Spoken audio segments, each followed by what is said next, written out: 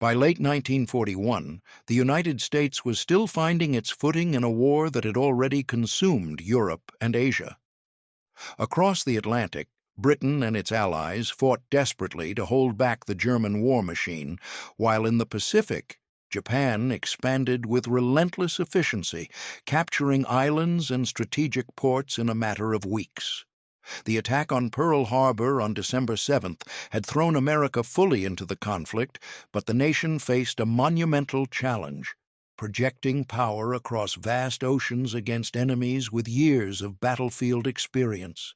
Military planners were forced to adapt quickly, balancing industrial might with tactical innovation and transforming a peacetime army into a force capable of sustained combat in multiple theaters. The Japanese had fortified key islands with careful precision. Bunkers, pillboxes, and artillery nests were constructed with concrete and steel, often hidden among natural ridges and dense foliage. Maps indicated they had mastered the art of camouflage, blending defenses seamlessly into the terrain. Intelligence was scarce, and reconnaissance flights often revealed little more than dense jungle and treacherous coral reefs. It was not just a fight for land, it was a fight for survival under conditions that seemed designed to overwhelm even the most prepared soldier. Meanwhile, the United States military underwent a rapid transformation. The Navy, already the largest in the world, began deploying amphibious warfare tactics that had previously existed largely on paper. Marines and soldiers trained in the art of landing operations, often practicing on beaches that mimicked the coral and sand of distant Pacific islands. Logistics became a science. Fuel, ammunition, medical supplies, and reinforcements had to be transported thousands of miles, often through waters patrolled by enemy submarines. The magnitude of the challenge was staggering, but there was a quiet confidence in the strategy. America would not merely survive, it would learn, adapt, and strike back. The human element was no less significant. Many soldiers were young, barely out of high school, facing their first taste of combat. They trained in rigorous drills, enduring harsh physical regimes designed to replicate the stress of battle. Beyond physical conditioning, the psychological preparation was crucial. Leaders instilled a belief that meticulous planning, combined with courage under fire, could overcome even the most fortified positions. Stories circulated among troops of past campaigns: Normandy, the British retreat from Singapore, Guadalcanal's bloody shores, and they became both warnings and inspiration. Every man understood that failure would mean death, yet discipline and camaraderie became lifelines in the face of fear. By early 1942, operations were being planned for some of the most heavily defended islands in the Pacific. Commanders had to consider tidal patterns, coral reefs, and the range of Japanese artillery. Engineers developed specialized landing craft designed to carry men, vehicles, and supplies directly onto the beach while providing cover against enemy fire. The coordination between Navy and Marine Corps was unprecedented. Battleships would bombard enemy positions hours before the landings, softening defenses and attempting to break the psychological will of the entrenched enemy. Simultaneously, intelligence teams studied enemy routines, identifying weak points and patterns that could be exploited. Yet doubts persisted beyond the battlefield. International observers questioned America's readiness, citing the speed and ferocity of Japanese advances as evidence that the United States was untested in large-scale amphibious assaults. Newspapers ran headlines declaring that American troops might face catastrophic losses, and within military circles, some strategists privately feared that the nation's industrial power could not compensate for a lack of experience. These whispers of uncertainty only heightened the stakes. Every planning session, every reconnaissance flight, every moment of training became a test against not just the enemy, but against the perception of unpreparedness that hung like a shadow over the nation. Despite this, momentum built. By mid-1942, a series of small-scale engagements began to prove the value of careful preparation and tactical innovation. Marines successfully stormed lightly defended islands, testing landing procedures and coordination under fire.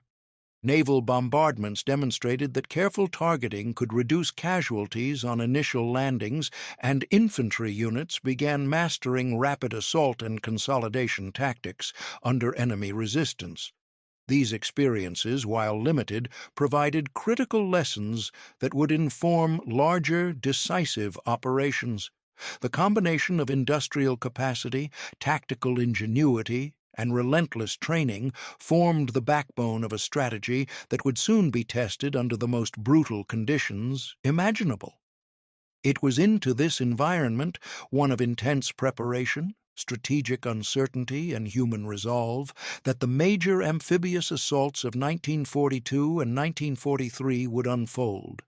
America's troops carried with them the weight of expectation, the lessons of hard-won experience, and the quiet determination to prove that preparation, courage, and adaptability could overcome even the most formidable enemy. The stage was set for a confrontation that would redefine perceptions of American capability on the battlefield. And as the sun rose over the Pacific, casting long shadows over fortified beaches and jagged coral reefs, the world waited. Soldiers braced for the first strike.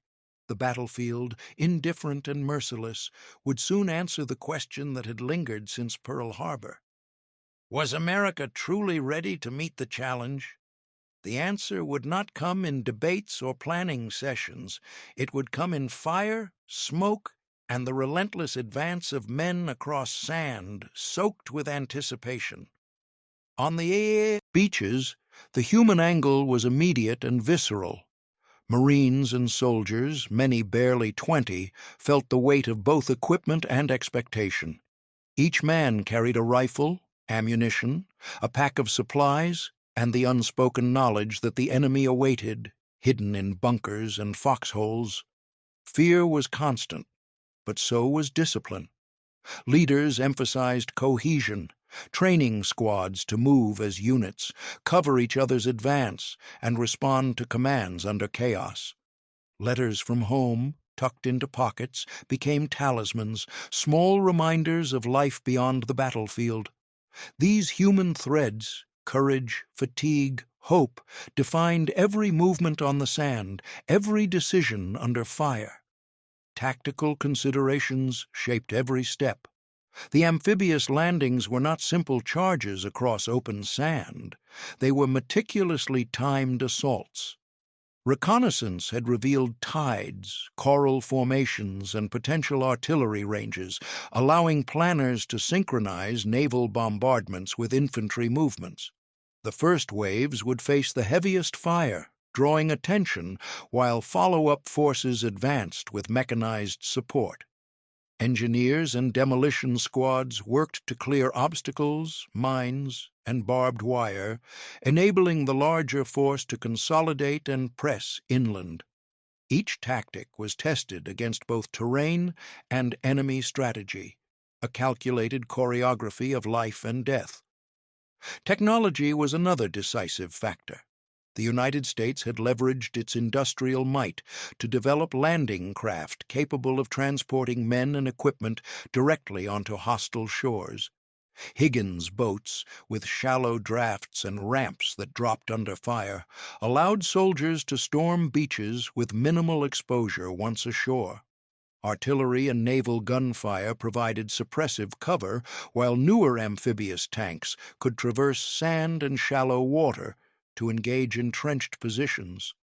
Communications technology, though primitive by modern standards, allowed coordination between ships, aircraft, and land units, providing critical situational awareness in environments that could otherwise descend into chaos.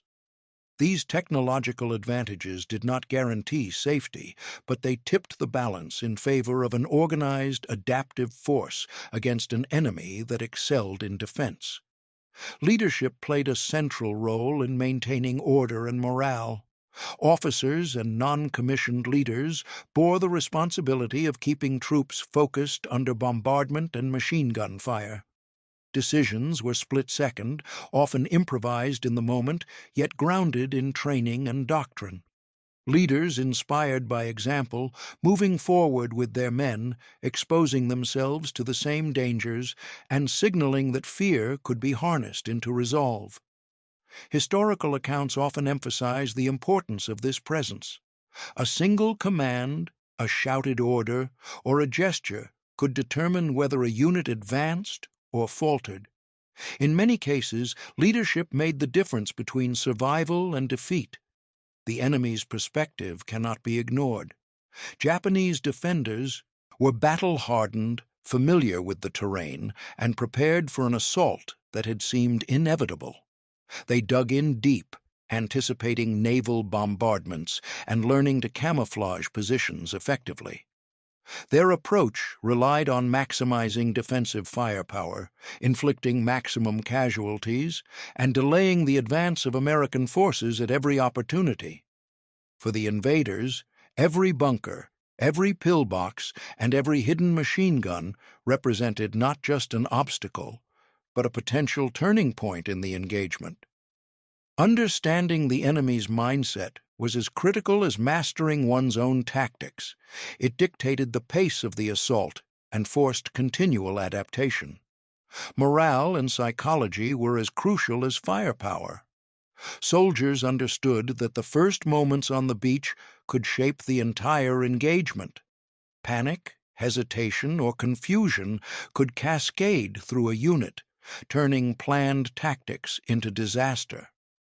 Conversely, momentum built through disciplined advances, effective suppressive fire, and coordinated support could break even the most determined defenses. Historical accounts describe soldiers moving through smoke and debris, covering fallen comrades, and pressing forward despite wounds or exhaustion. The human spirit, forged under fire, became a tangible force as decisive as any artillery shell. Cultural and symbolic angles also shaped the operation. For America, these battles were more than military objectives. They were a test of national resolve. Doubters had claimed the United States was unprepared, that industrial output and manpower alone could not compensate for lack of experience. Every successful landing, every captured position, every casualty endured and overcome challenged that perception. For the Japanese, defending these islands was a matter of honor, strategic necessity, and the hope of slowing an enemy whose reach and capacity were only beginning to be understood. The clash of human determination on both sides gave each action weight beyond its immediate tactical significance. Ultimately, these angles converged on the same reality: preparation, courage, technology, leadership, and psychological resilience were all tested simultaneously under fire. The beaches, coral reefs, and fortified hills became crucibles, shaping both men and strategy in real time. Success depended not on a single factor, but on the interplay of multiple forces, each amplifying or undermining the others. In that convergence, the battlefield became a mirror of the larger conflict, complex, brutal, and decisive. The tension built relentlessly toward a moment when planning, courage, and technology would be pushed to their absolute limits. A decisive turning point awaited, one that would prove whether America's preparation could match the intensity of battle and silence, the doubts of a watching world. The moment of truth came with the first coordinated landings on the fortified beaches. At precisely 08:30, naval bombardments ceased, leaving only smoke, echoes, and the distant cries of men preparing to move forward. Waves of landing craft, engines churning and ramps lowered, surged toward the sand. Soldiers braced, gripping rifles, eyes fixed on the cliffs and pillboxes where enemy fire would soon rain down. The first moments were chaos incarnate. Machine guns tore through surf, shells exploded in clouds of sand and water, and men were thrown to the ground by concussive blasts. Yet discipline held. Orders were shouted, squads regrouped, and despite the carnage, the first waves pressed forward. The engineers were the first to face near impossible odds. Charged with clearing obstacles and mines under fire, they advanced with courage that defied reason. Explosions tore through defenses, collapsing barbed wire and dislodging hidden emplacements. Soldiers followed, pushing through waist-deep surf, mud, and debris. Some fell, taken by machine gun fire or shrapnel, but the flow of reinforcements never stopped. Landing craft continued to arrive, delivering men, vehicles, and supplies in a seemingly endless stream. Each successful advance allowed the next wave to move more confidently, building momentum that would define the engagement. Amid the chaos, leadership proved decisive. Officers moved through the smoke, exposing themselves to enemy fire while directing their men. A company commander at the beach's center personally led a charge against a machine gun nest, signaling to his men that retreat was not an option. These acts were not dramatized embellishments. Historical reports confirm that visible leadership often inspired units to advance when hesitation could have spelled disaster. The interplay of command, courage, and communication allowed coordination despite the pandemonium. Every shouted order, every hand signal, every decision under fire shaped the unfolding battle. Technological advantage was equally critical. Higgins' boats enabled continuous waves of troops to land directly onto beaches under fire. Amphibious tanks, known as LVTs, traversed the shallow waters and engaged entrenched defenders, their tracks and armor providing cover for infantry moving behind them. Naval artillery, timed to fall just beyond the immediate front, kept enemy heads down while aircraft strafed known positions. Engineers' explosives opened gaps in fortifications, turning what appeared to be impenetrable bunkers into temporary voids that soldiers could exploit. Coordination of these technologies was not automatic. It was the result of painstaking training and precise timing, proving that preparation could mitigate, though never eliminate, the inherent chaos of battle. The Japanese defenders fought with the tenacity of men protecting their homeland and strategic positions. Every bunker, every pillbox, every trench exacted a toll. Machine guns fired relentlessly, artillery shells scorched sand and surf, and snipers targeted the most exposed. Yet, even as they inflicted casualties, the defenders were gradually overpowered by the combination of sheer numbers, concentrated fire, and the innovative tactics of the landing forces. The intensity of resistance created a feedback loop. American troops adapted, learned, and exploited openings almost as quickly as they appeared. Experience in earlier skirmishes, combined with improvisation under fire, allowed units to neutralize threats systematically, clearing paths for subsequent waves. By midday, the first objectives had been taken. Hills that had seemed impregnable now bore the footprints of advancing troops.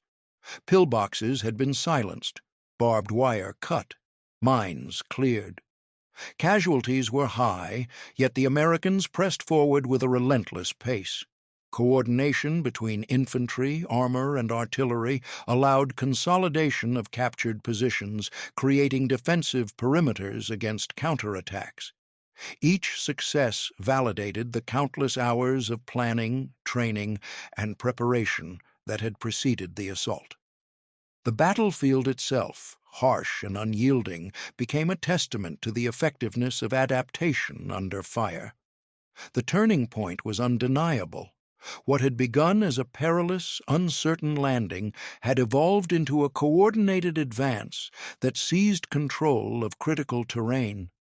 The enemy, though formidable, could no longer hold the line. American forces had demonstrated that preparation, discipline, technology, and leadership could overcome even the most entrenched opposition. Doubts about readiness, whispered in newspapers and strategic circles, were confronted head-on and answered decisively on sand, in surf, and among concrete bunkers. By the close of the day, the beachhead was secure. Reinforcements continued to land, consolidating gains and preparing for the inland push. Reports would later confirm the significance of the operation, not just in terms of territory gained, but as proof of concept for amphibious assault doctrine. Casualty reports detailed losses on both sides, stark reminders of the human cost, yet they also underscored the strategic success of the operation. The United States, untested in large-scale landings against a prepared enemy, had not only survived, it had imposed its will upon the battlefield. As the sun dipped low over the Pacific, smoke and dust mingled with the salt-laden air. Men huddled in temporary cover, tending to the wounded, cleaning weapons, and preparing for the inevitable next phase. The battle had shifted from doubt to proof, from uncertainty to experience. The shores that had seemed insurmountable in maps and intelligence reports now bore the footprints of soldiers who had faced fear, fire, and the unknown, and prevailed. By nightfall, the beachhead was secure, but the cost was etched into sand and surf. Casualty reports tallied the human price, hundreds of soldiers wounded or killed in the initial waves, with more to follow as consolidation and inland operations began. Japanese losses were significant as well. Bunkers and pillboxes that had once seemed impregnable lay silent, their defenders either fallen or captured. The battle demonstrated the stark reality of modern warfare. Industrial might, tactical ingenuity, and human courage could clash with entrenched resolve, producing devastation on both sides. The operation's success had immediate strategic implications. Commanders recognized that amphibious assaults could work, even against heavily fortified positions, provided preparation and coordination were meticulous. Lessons learned on these beaches would inform future landings across the Pacific, from Tarawa to Iwo Jima, where tidal patterns, coral reefs, and fortified terrain posed similar obstacles. Doctrine evolved rapidly.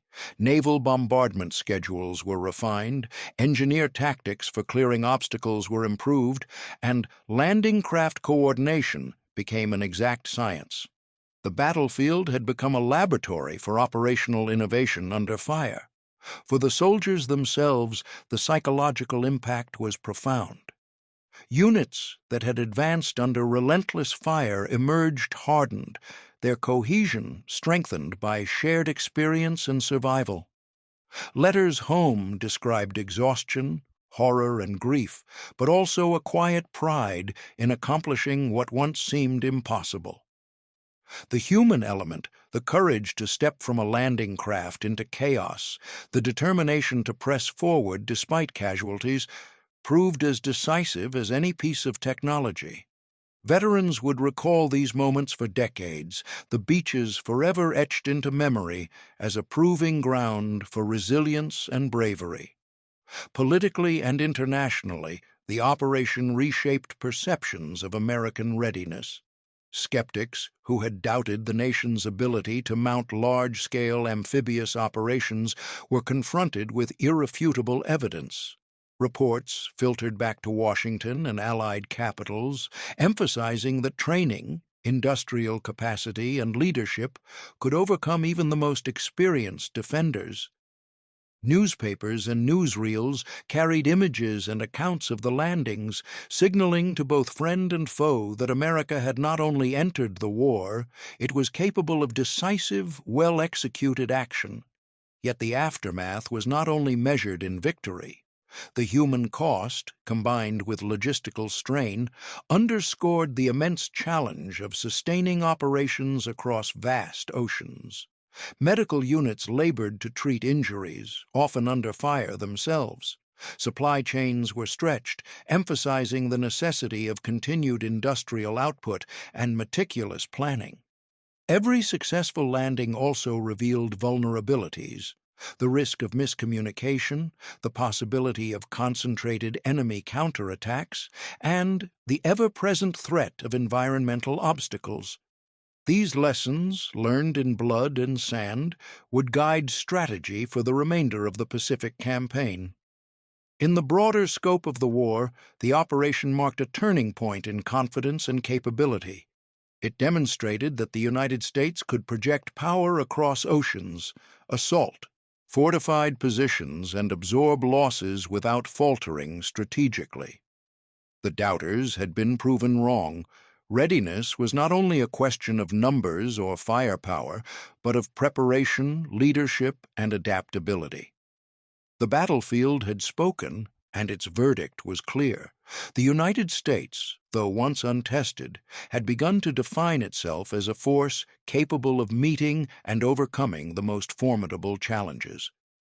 The secured beaches, the battered bunkers, and the exhausted soldiers set the stage for the next phase of the campaign, a relentless push inland that would continue to test tactics, courage, and resolve.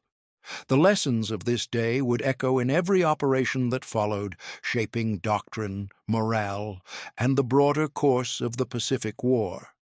The beaches, now quiet except for the distant lapping of waves, held more than sand and debris. They held proof. Proof that preparation, courage, and human resilience could overcome even the most daunting obstacles.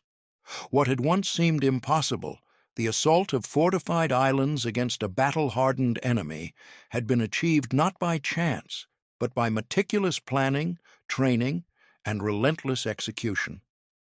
The battlefield had been a crucible, and in its fire, soldiers, leaders, and technology had been tested and tempered.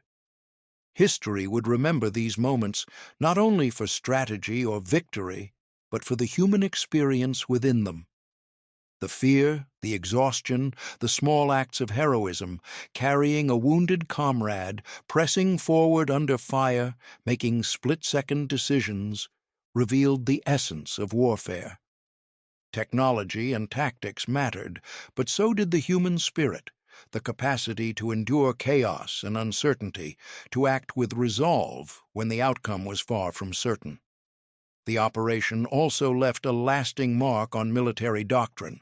Lessons learned in coordination, amphibious tactics, and combined arms integration would shape subsequent campaigns across the Pacific and beyond.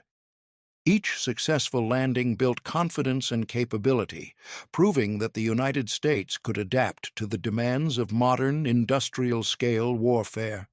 Yet beyond doctrine and strategy, there was a quieter legacy. These moments of trial revealed what preparation, courage, and determination could achieve when tested against doubt and adversity. The world had once questioned America's readiness. On these beaches, in the salt, smoke, and surf, those doubts were answered. The battlefield had spoken, and it had told the truth. Unpreparedness could be overcome by will, preparation, and relentless resolve. And as the sun dipped behind distant cliffs, casting long shadows over the sand, one fact endured. The human spirit, when forged in fire and guided by strategy, could turn uncertainty into triumph and hesitation into history.